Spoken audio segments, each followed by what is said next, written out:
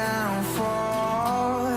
My love, if you feel like I do right now, don't say you're on the run to the other side. My love, you say you wanna try, but you never do. Sugar, there's a reason why we lose.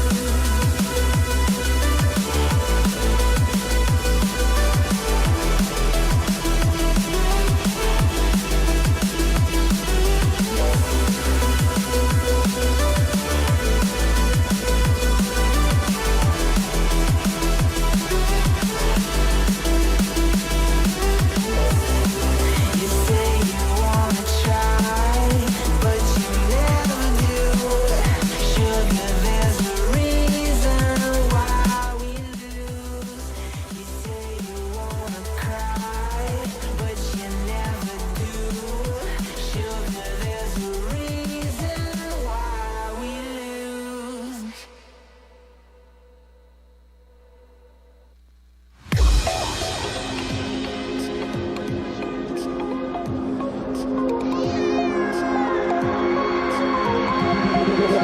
Feel me like a Hellcat.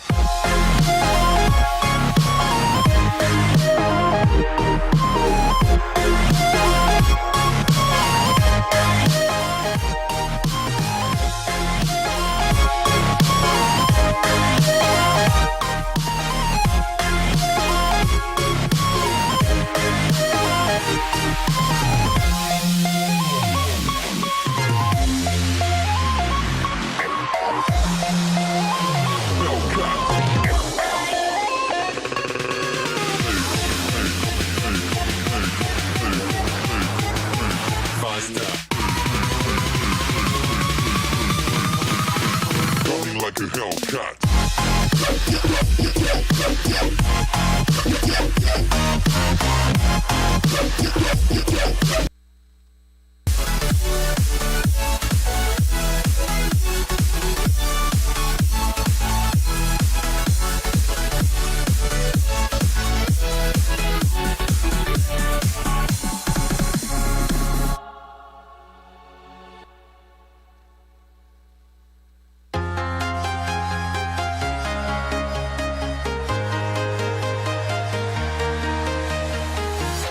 I'm walking alone, the streets are empty. The only thing I can see is my own silhouette. I'm getting stronger, step by step.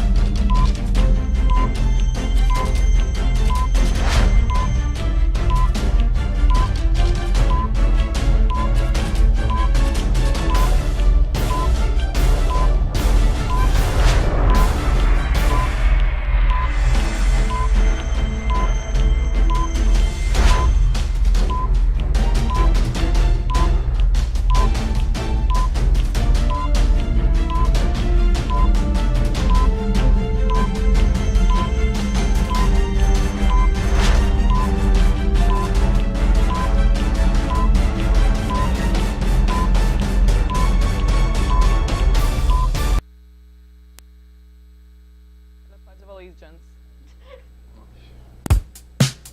You guys have some technical difficulties. I pledge allegiance to the flag of the United States of America and the republic for which it stands, one nation, under God, indivisible, with liberty and justice for all.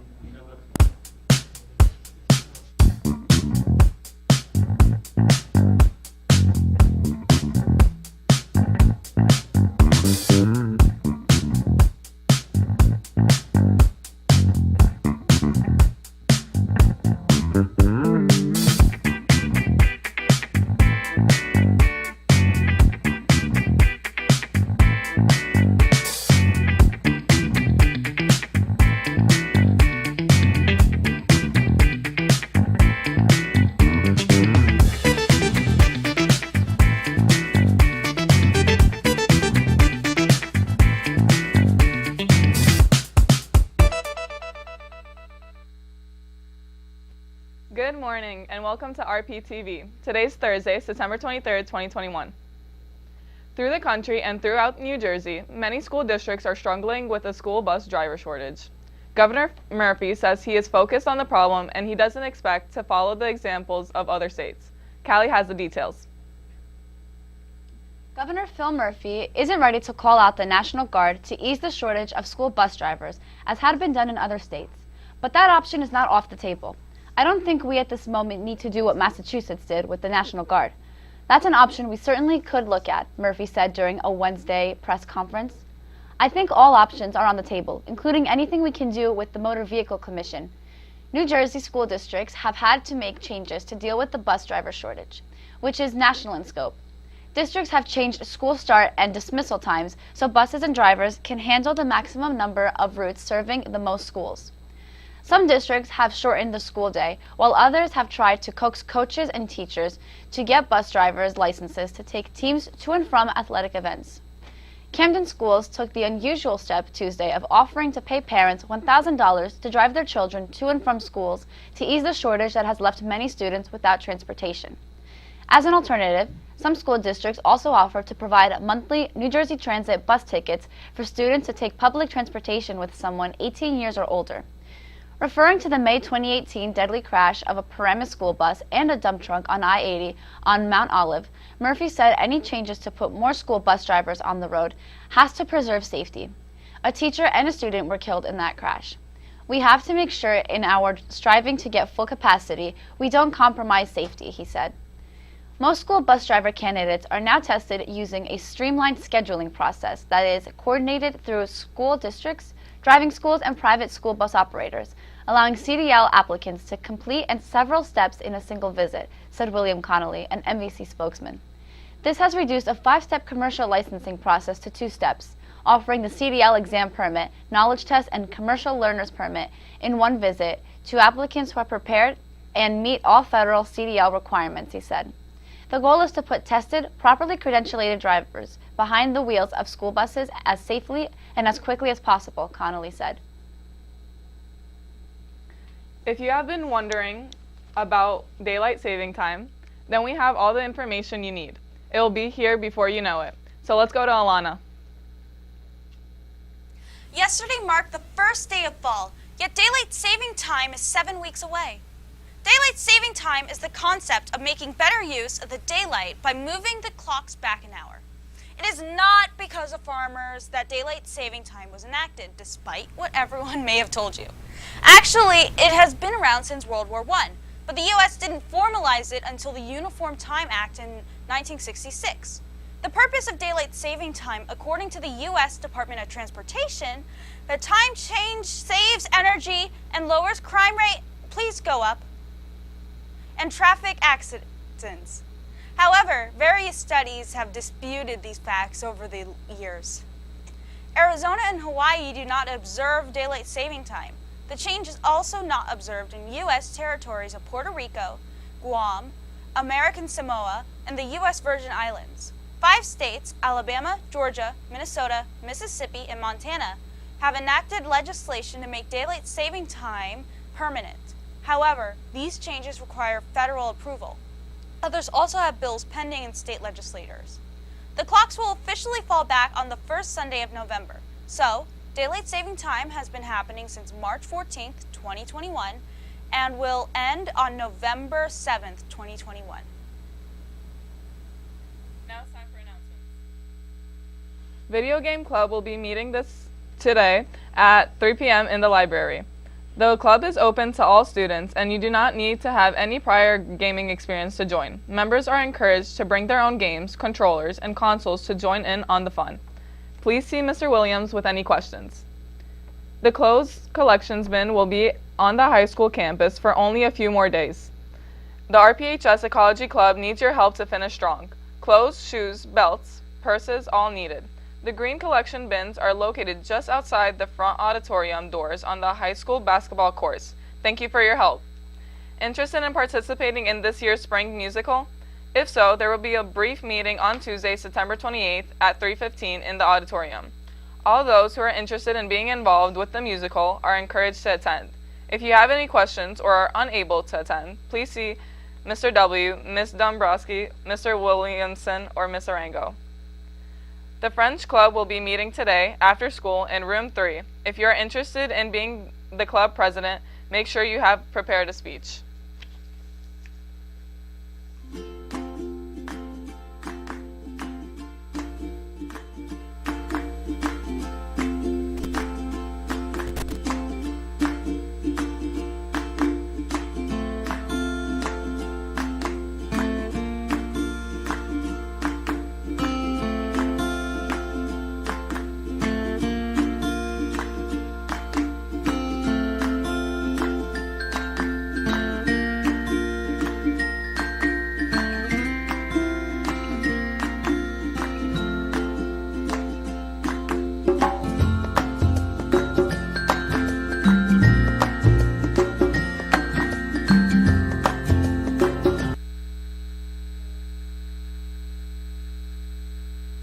We may have just moved into the fall season, but Amazon is getting ready for the holiday season with a mega shopping event.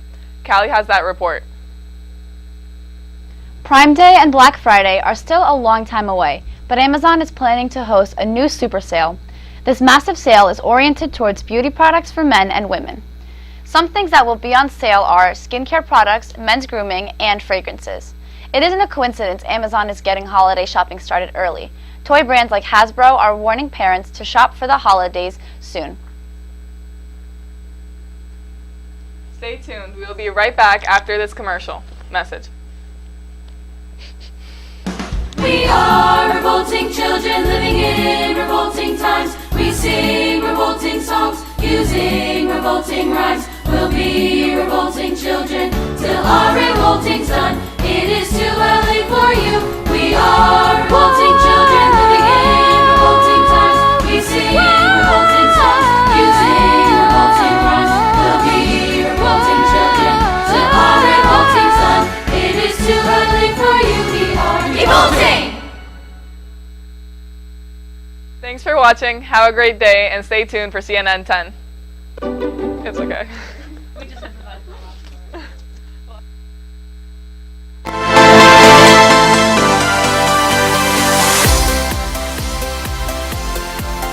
The United States government has announced new rules when it comes to international airline travel, and that's where we start today's show. Hello everyone, I'm Carl Azus. Thank you for watching this Thursday.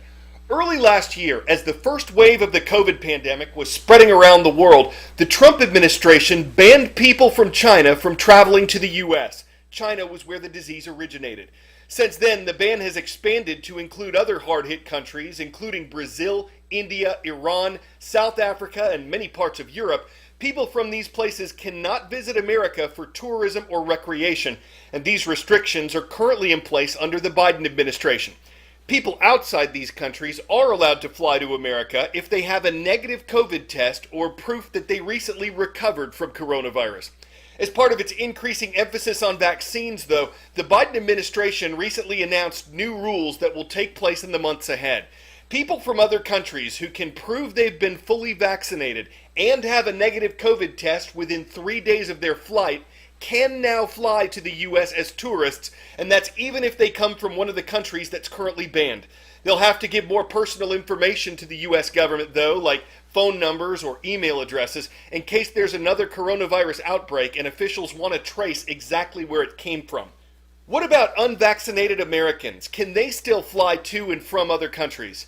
Yes, for the time being, but the Biden administration says they'll face stricter testing requirements, like producing a negative COVID test within 1 day of their flight somewhere else and 1 day of their flight back, though it's not clear how the government would enforce that. Supporters of the new rules hope they'll bring more tourism dollars into the U.S. economy, and the White House says its new vaccination requirement, quote, deploys the best tool we have in our arsenal to prevent the spread of the virus. But the Delta variant of COVID, which became America's dominant strain this summer, can be caught and spread by people who are fully vaccinated. And it began infecting Americans while stricter travel bans were still in place, so critics are concerned the new rules won't slow down the spread of COVID. The new air travel rules are set to take effect in early November. The U.S. government hasn't set a specific date yet. 10 second trivia. What happens during an equinox? Sun passes behind moon, winter or summer begins, sun passes over equator, or daylight saving time ends? When the sun is directly over the equator, an equinox occurs and day and night are the same length. Well, I'm wearing a jacket today, so it must be fall. Yesterday was officially the autumnal equinox in the northern hemisphere and the vernal or spring equinox in the southern one. It's the second equinox of the year. The term comes from the Latin word equinoxium, which might sound like a sports drink. It means equality between day and night when they're almost the same length. That's what people saw yesterday all around the world. There's not much that's noticeably different for those who live near the equator. The length of their days and nights doesn't change too much throughout the year. But people who live farther north or south from the equator will see significant changes in daylight during the months ahead. Alaska and Canada, northern Russia, Sweden, these areas will see a long, dark winter without much sunshine. It's the opposite for them in the summer when the phrase land of the midnight sun starts to make sense. But if our friends in the far north aren't looking forward to losing sunlight, they can look forward to the geomagnetic storms known as the northern lights. These are usually more active around the time of the equinoxes, according to a solar physicist interviewed by CNN, so consolation prize. An estimated 90% of all the people on the earth live in the northern hemisphere. For many, there's a change of scenery that comes with the change of seasons. The term leaf peeping, you often hear it from, say, September through November, and it's that informal term given to people who travel vast distances to get a glimpse of the fall colors. Certainly can feel the cool temperatures outside, you can see the splash of colors beginning to take place. But why does this all happen? I want you to think about leaves on a tree as essentially mini solar panels. What they're able to do is fascinating. They're taking the sunlight in, and through a process known as photosynthesis, they're able to transfer the sun's energy and create a chemical known as chlorophyll. Now, chlorophyll is key because it gives the leaves its green colors during the long summer months, but beneath the surface, the leaves actually always have the reds, the oranges, the yellows in place. While chlorophyll is there, it's there and it's green. While it's taken away in the shorter days and shorter months of the autumn, now you're releasing some of the true colors back to the surface. Of course, weather can play a role in this as well, especially in the vibrancy of it.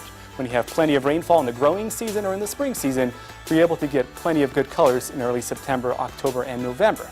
If you have extreme heat, extreme drought in place, maybe a freeze, an early snowstorm, or even strong winds, certainly that can do damage. The leaves will not be there for you to see them in peak foliage. So hopefully you have a chance to get out there this year and enjoy the fall colors. Unless you're really up on your World War II history, you may not be familiar with General Henry Hap Arnold. He was commander of the U.S. Army Air Forces during that time. He was taught to fly by the Wright brothers, those Wright brothers, and as far as his thoughts on women in aviation went, General Arnold expressed doubts about that at first, but later said, quote, "Now in 1944, it is on the record that women can fly as well as men." So how does that relate to something taking place 77 years later? Well, it starts with a young flyer named Zara Rutherford. She's trying to set a new aviation world record that would make her the youngest woman ever to fly solo around the world. CNN's Kim Brunhuber explores more reasons why Rutherford is taking flight. Zara Rutherford may be young, but she's ready to soar off on an almost 30,000 nautical mile solo flight circling the globe. If she succeeds, this Belgian-British national will become the youngest woman ever to fly solo around the world and the youngest person ever to do it in a microlight airplane. So growing up, I didn't really see many female pilots or female computer scientists. Those are two of my passions, and it's quite discouraging when there's no one that can relate to you that does any of those things. So then I wanted to fly around the world, hopefully have other girls see me and think I'd love to fly one day too. Rutherford will be flying a customized Shark Ultralight, which is one of the sponsors of her flight. The route will begin in Brussels, taking her across the Atlantic, over Greenland and the Americas, traveling as far south as Colombia and Venezuela. She'll then turn north toward the Bering Strait, where she'll cross into Russia and fly over South and Southeast Asia, then across Africa and the Middle East before returning home. She says the journey should take 2 or 3 months. Her mission, to close the gender gap in aviation. there is a difference in aviation between men and women. There's a lot less women in aviation. About of commercial pilots, 5% are women, which is, I mean, ridiculously small. Rutherford takes after her parents, both of whom are pilots. Her mother, Beatrice de Smet, says she's nervous but proud. When she first told me about it, my heart skipped a beat. It took me a bit of time to digest, and now I'm so proud and fully behind her. But as I said, mixed feelings. Rutherford hopes this trip can inspire other girls to follow her path, both in life and in the air. Kim Brunhuber, CNN.